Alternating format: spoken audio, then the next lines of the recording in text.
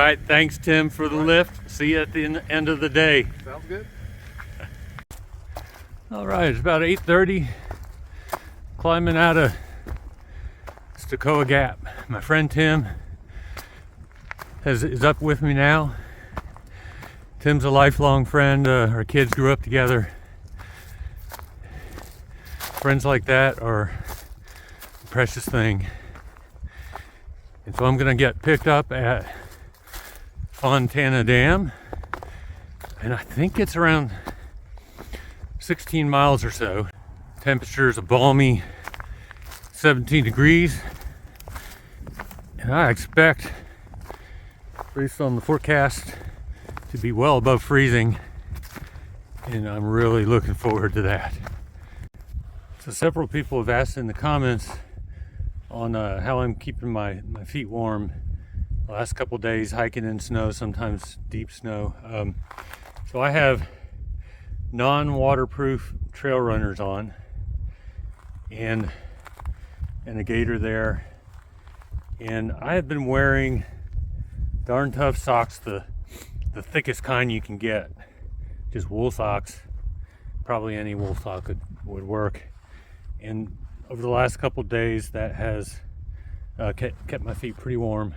Today I'm trying some sealskin with a light pair of socks under them, so the waterproof socks, and I've never worn those on the trail. I'm going to see how they hold up if my feet get wet, and of course with the wool my feet did get wet, but the wool did a good job still. And we'll have to see if I have enough snow to really as I climb, to really give it a good test. Oh, and for the record, it is day 12. And just 10 minutes later, we're starting to get some snow come in. Maybe 2 or 3 inches on the ground there. All right, I believe this is the section they call Jacob's Ladder. Short, but very steep. Now, a bunch of commenters have said, get out those micro spikes, put them on, and you need them. But the reality, over the time I've been hiking the snow, the footing has been really good. I mean, I slipped one time going down a hill, and it was no big deal. But hey, in 150 miles under any conditions, I'm gonna have a fall of some sort.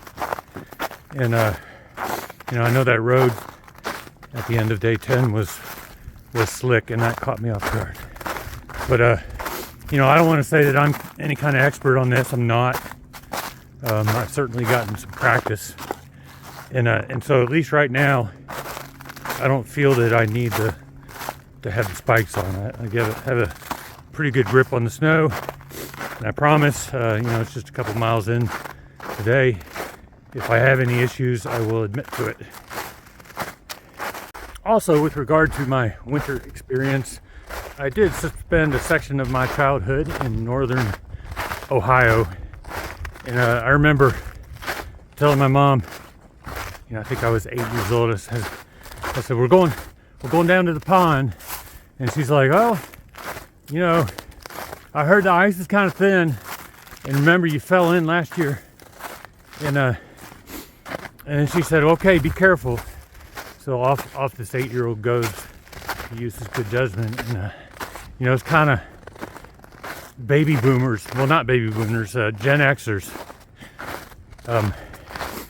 Those of us that are still around, we're the survivors.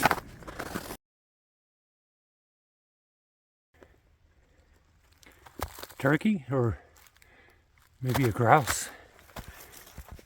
Well, first good view of Lake Fontana and the Smokies. Look at me, all not having to worry about my water freezing. I stopped for lunch at the Capel Gap shelter. And well, let's just say that this one's cozy. Hey, so this is my Zpacks Arc Haul, and I got it, I think it was last April, and it's Zpacks' largest model. And I don't endorse any products, and no one's giving me anything. I'm not paid or anything like that. But I'm more likely, if I'm having issues with it, to point those out. So let's start in with this. Now you got a roll top here, and I hardly have. I mean, it's, you know, a bunch of my stuff is not even here, and there is hardly enough to get one fold down here. Maybe you can get two. So I'm not sure what's going on with that. It seems like it needs a good 4 inches more of roll top. Now, maybe somebody at Zpacks knows, am I doing something wrong here? I am a tall person. I have it set for the tallest possible person. Maybe that has something to do with it. But there's not enough roll top here. And I don't know if it's me or if it's something going on with the pack, but it is your largest pack. So it seems like it ought to have enough space. And I'm loading it up with 4 days of food at about 32 pounds when I have it full. So, you know, well within the limits of this pack design.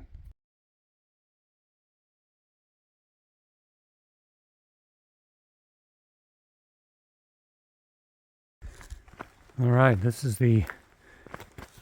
what's referred to as the Lake Fontana Hilton. Well, according to that sign, that is the name of this shelter. Big contrast from the last shelter we saw. It's got room for tons of people, a lake view. It's got garbage cans. It has a place to plug in your electronic devices.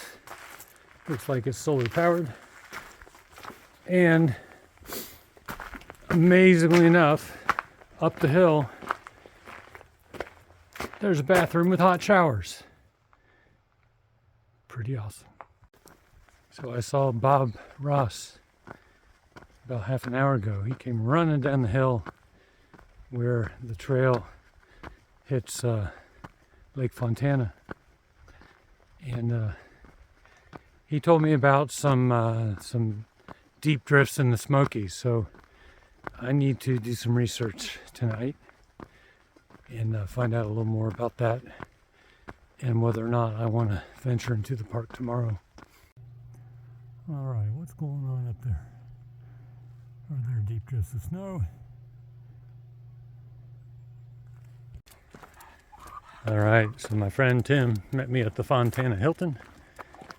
I've got Ruby here, Tim's dog, and we're gonna walk across the dam.